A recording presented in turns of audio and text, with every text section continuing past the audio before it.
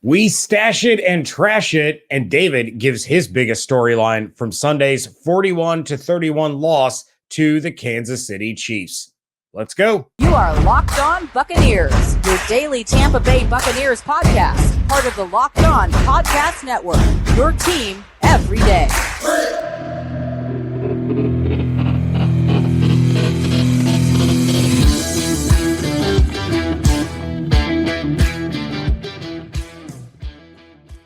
What's up, and welcome to the Locked On Bucs Podcast, part of the Locked On Podcast Network, your team every day. We are your daily podcast covering the Tampa Bay Buccaneers, free and available on all platforms, including YouTube. And we thank you for making us your first listen or view of the day. I am James Yarcho, reunited with my co-host, Mr. David Harrison. Of course, you can check out everything David's doing over at Sports Illustrated's BucsGameDay.com. Check out my work at SB Nation's BucsNation.com. And of course, follow everything on Twitter at Locked On Bucs, at JYarcho_Bucs, and at DHarrison82. Again, thank you for making us your first listen or view of the day. For those of you that didn't see my live show following the game Sunday night, real quick, I'm going to recap my top story, which was that the defense was complete and total garbage. They didn't force their first punt of the night until there was less than a minute left in the game.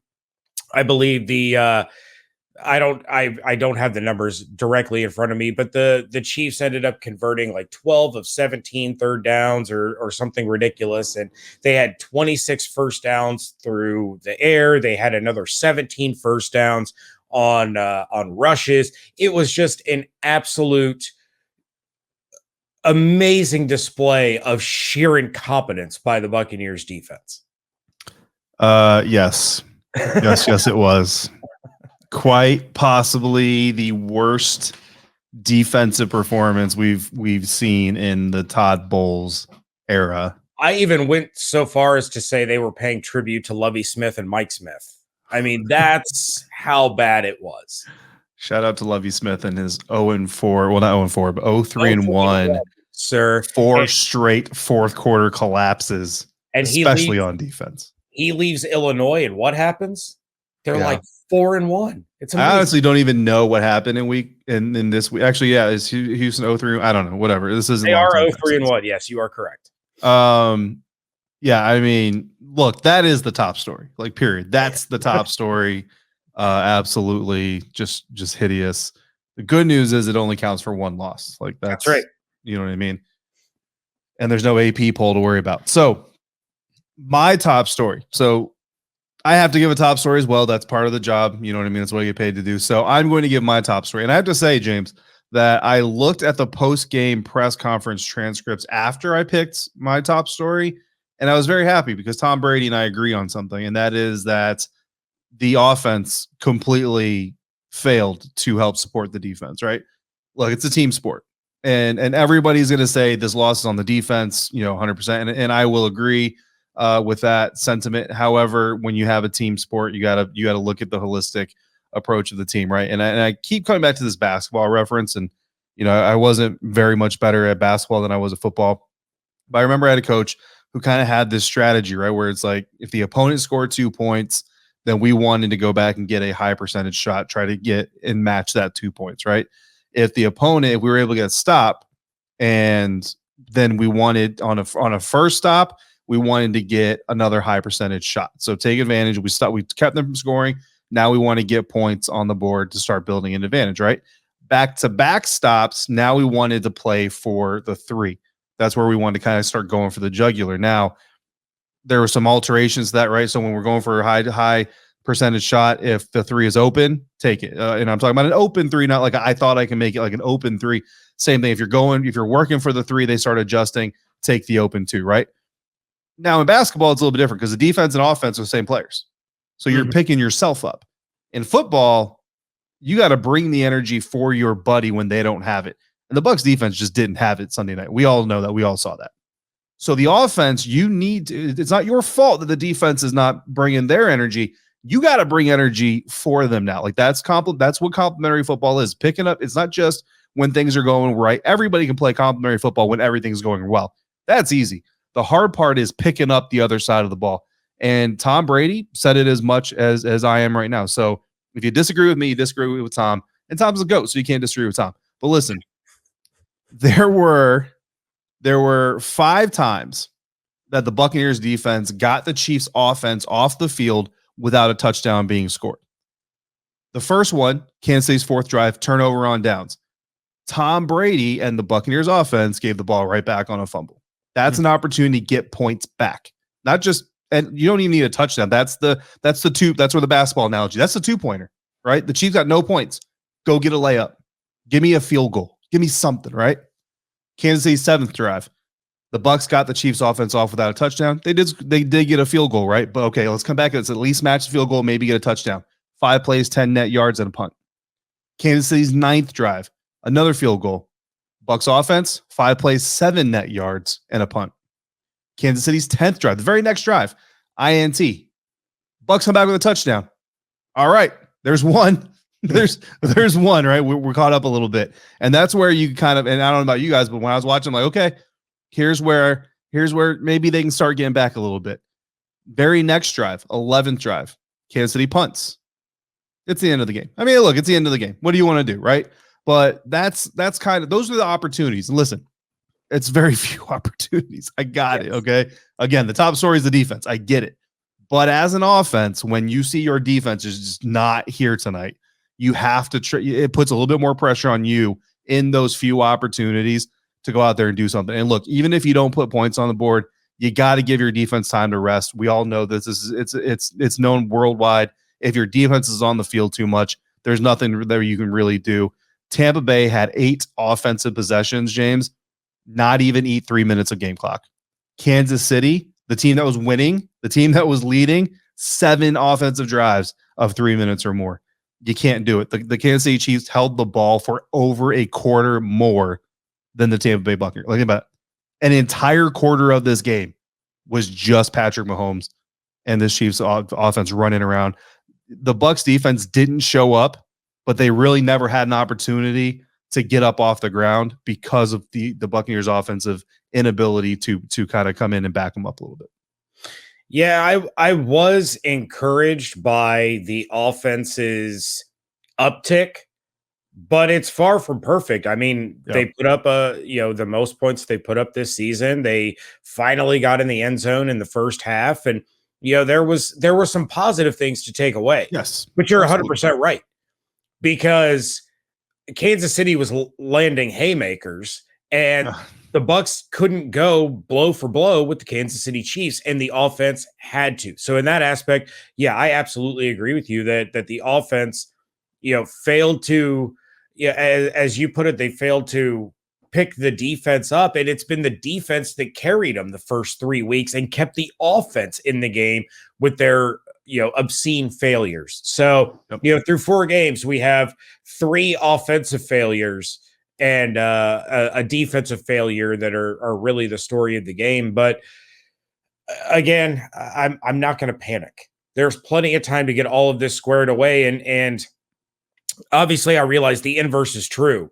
But if the offense plays the way that it did against the Chiefs, and the defense plays the way that it did against the Packers, the Saints, or the Cowboys, there's not too many teams in the NFL that are going to beat the Buccaneers. Yeah. And again, if the defense plays the way they did against Kansas City and the offense plays the way they did in the first 3 games, there's not a whole lot of teams the Buccaneers are going to beat. Right. But I'm not too concerned about that. But we did get some calls, some not very happy calls, I'm sure. But we appreciate all of the Bucs fans who tune into this show and listen to the show. So we want your voice to be heard as well. So before we get to our first break here on this episode, let's hear from one of those callers. Hello, guys. How you doing? This is Earl calling from North Tampa.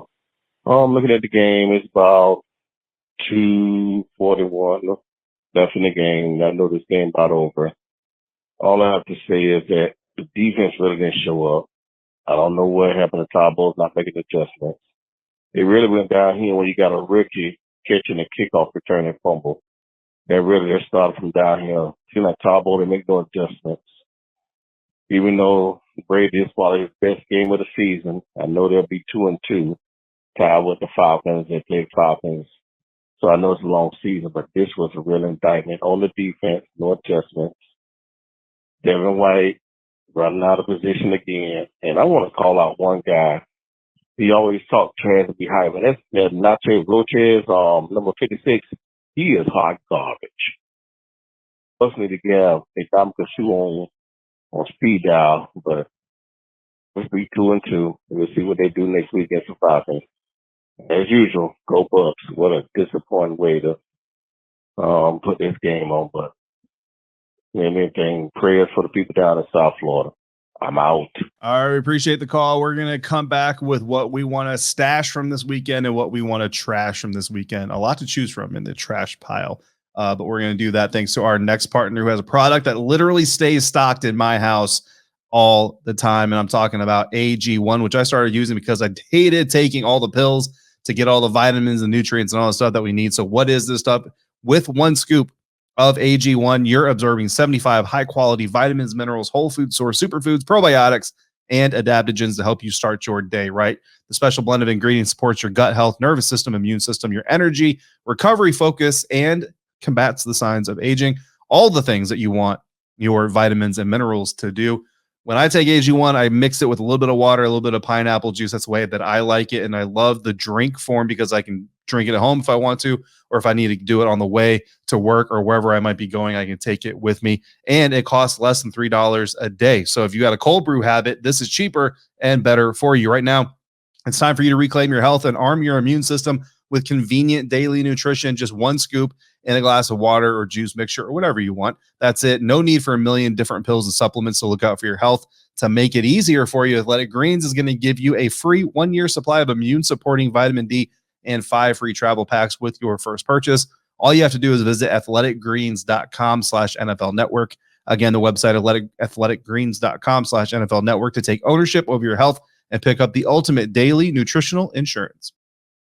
Thanks once again for making the Locked On Bucs podcast first listener, your first view every single day. Make sure you're also checking out NFL key predictions every Friday on Locked On NFL. Locked On's local experts give you the inside scoop on the 5 biggest games of the NFL weekend, including Sunday and Monday Night Football, plus betting advice from the field's leading experts, Bet Online. Follow NFL key predictions every Friday on Locked On NFL, available on the Odyssey app, YouTube, and wherever you get podcasts. James, you said something at the end of the first segment that got me thinking, kind of laughing internally, to be quite honest with you, because while I've been covering the Commanders on my other beat, we've talked week in and week out about how the defense likes to show up, especially the last 2 weeks. The Commanders' defense will show up for most of the game, and then when the offense finally decides to put together a touchdown drive, that's when the Commanders' defense falls apart and basically makes it worth nothing.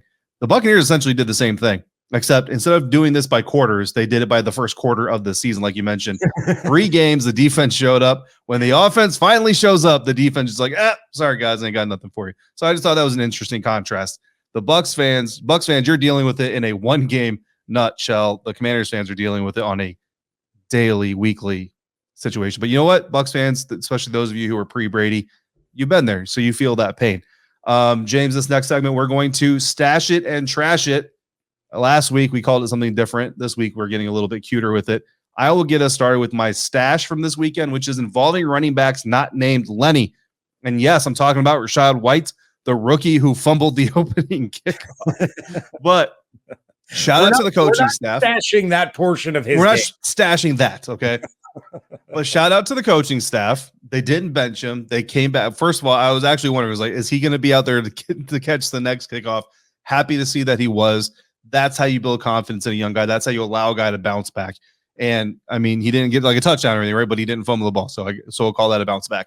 Look, the stat box isn't going to be amazing. 3 carries, 6 yards, and a touchdown run. 5 catches on 5 targets for 50 yards. That, I think, is sexy. 5 catches on 5 targets for a rookie running back, getting his first real, I guess, NFL action. Like, I know he's been in there, but like they haven't really used him too much. Not a lot of usage, but not a lot of usage from the running back group just in general. But I liked seeing that Byron made good on his promise to basically get Lenny some help out there on the field. I want to see more of it. Hopefully in a game where they don't just completely abandon the run because they're getting blown out. Yeah, they had that issue. Was it last year or was it 2 years ago against the New Orleans Saints when they only ran the ball 5 times? Basically, anytime the Buccaneers defense is getting blown out of the roof or out of the room, Byron just says, we're throwing it 75 times, Tom. Yeah. 1 pass for every year you've been playing football. you and your injured shoulder are going to have to chuck the ball more than you did in like 2/3 of the games played so far this season. Yeah, I talked about it on the live immediate reaction episode that I did, that not only did I love the way that Rachaad White played and his involvement, especially in the passing game, showing that he can be a contributor to that aspect of the Buccaneers offense, but I love the mental fortitude that he had to bounce back and, be able to play after such an egregious error in the opening kickoff. And I'm sure Ronald Jones was over on the Chiefs sidelines in his hat and his t-shirt and his jeans and was like, I fumbled and I didn't see the football field for like 4 weeks, bro. What is this? But yeah, I loved the definitely stashed the Rachaad White stuff. My stash, always throw to Mike Evans all the time. And I don't know if Mike was making up for lost time, but look, through 4 games, 3 games that Mike Evans has played this season, he's been targeted 21 times. He's got 16 receptions for 235 yards and 3 touchdowns. He's getting 14.7 yards per reception. 14 of his 16 receptions have resulted in a first down. Tom Brady's passer rating when targeting Mike Evans right now is 131.9. In 2021, it was 122.6. In 2020, it was 126.0. Good things happen when future Hall of Fame wide receivers have the ball thrown towards them. Keep doing more of that all of the time. Not some of the times, all of the times. Mike Evans should be getting the football because he is an absolute weapon. I love that Brady tried to get him a hat trick. It just didn't work out. But the Bucs offense overall is just more efficient when Mike Evans is getting targets, and it's taking too long into these games for him to start getting those targets. It needs to be earlier and more often. Absolutely. Always love a good Mike Evans show. My toss-it is the uniforms that the Washington Commanders wore on Sunday. You know what? They actually don't look that bad in person, except for the weird W on the front. But, winning would make them look better. I equate them to the generic store brand of the Steelers. That's all I can think about when I saw them. They were terrible. But my actual toss-it is this run defense. And I'm going to continue to harp on this until they figure it out. I mentioned on the live show that obviously the Bucs miss Ndamukong Suh. I think that's a legitimate thing. Akeem Hicks and Logan Hall have not stepped up to the point that they are a viable threat. So teams are able to key in on Vita Vea, taking him out of the game plan completely and forcing someone else to beat them, whether it's Hall or Hicks when he was in, or it's Nacho, whoever it is, if they're not getting the job done. They've given up 106.8 rush yards per game, including that 189 to the Chiefs on Sunday. In 2021, they were the 3rd best run defense in yards allowed, and they allowed 4.3 yards per attempt. They were the best in yards allowed by a wide margin in 2020. They allowed 3.6 yards per attempt. They are currently allowing the same yards per attempt now that they did last year, that 4.3, but they've allowed the 12th most rushing yards in the NFL. Teams are running on them more often because they know they can. And the offense hasn't stepped up early enough in the game to get those leads to force teams to abandon the run. So it is a serious, serious problem. And they've allowed a run play to result in a first down in 1 out of every 5 carries. It has to stop. Yeah. The defense did so poorly that a guy who hasn't played in 2 weeks is out here catching strays. But I mean, the truth is the truth. So don't know what to tell you. My trash it is not containing mobile quarterbacks, which the Atlanta Falcons are coming up. And I'm not trying to say that Marcus Mariota is a dangerous quarterback as Patrick Mahomes, but any mobile quarterback that you don't contain can hurt you. Look, Patrick Mahomes, 4 carries for 34 yards. You're probably looking at me going, what are you talking about? You didn't even run for all that much. Here are your 4 runs. A 9-yard run to the Tampa Bay 3 from the 12-yard line. Listen, red zone defense, it's harder to throw inside the red zone. Keep the quarterback behind the line of scrimmage. Make him throw the ball in traffic. Maybe something good can happen instead. They get the ball down to the Tampa Bay 3, end up running the ball into the end zone. His next run, a 7-yard scramble on 3rd and 2. Obviously a first down. His next, a 7-yard scramble again on 3rd and 7. And then finally his 4th carry, an 11-yard scramble on 2nd and 15. So again, we know the defense was bad, but also particularly bad in containing Patrick Mahomes on Sunday night. Something that they did very, very well in the Super Bowl. I get it. Offensive line problems, toe injuries, all that stuff. But you know what, James? We're done with the negativity. But the Bucs fans, they're not done with the negativity because we have more voicemails. So we're going to hear one, and then we're going to turn the page into the future. Hey, David and James. It's so great to hear you guys. First off, hope you guys are doing well, staying safe. This is Benny from LA. It's been a while, but I just wanted to call in and just express my disappointment with the defense tonight's game. There's still 2 minutes or 1:50 right now, and I don't know what the heck happened. Our offense showed up, but our defense didn't. And the running game for the Chiefs came out of nowhere. That was a masterful plan on their end, but there was no recovery. There was no adjustments, and we still got chewed out. So I just wanted to get your thoughts on that. I really also want to focus on 2 things, if you don't mind, James and David. And it's Byron Leftwich this season, his play calling. What are your thoughts on that? I'm not sure what's going on. With all the weapons that came back today, a lot of his decision making was kind of suspect, to be honest. And the other thing is, do you feel like we're not being responsible in bringing in a veteran offensive lineman to help support? Because obviously that is our deficiency here. So Luke Gedeke is not getting it done time and time again with his penalties and also just allowing the pass rush to get to Brady. So anyways, I just want to hear your thoughts on that. I'm just really, really disappointed with the defense and thanks again. I hope you guys are doing well, staying safe. And you guys are always amazing. And even though I don't call that much, but I listen to you guys all the time. And I'm just, really, really appreciative of all the work that you do and the dedication. So talk to you soon. All right, Benny, thank you for the call. We appreciate you listening. I think even more than you appreciate what we do. Truly, it means a lot to us. We are going to turn the page, look into James' magic crystal ball, where he gets everything right that he predicts in just a moment. But first, BetOnline.net is your number one source for football betting this season. The Buccaneers are currently early 8.5-point favorites to get their first home win of the season against the Atlanta Falcons.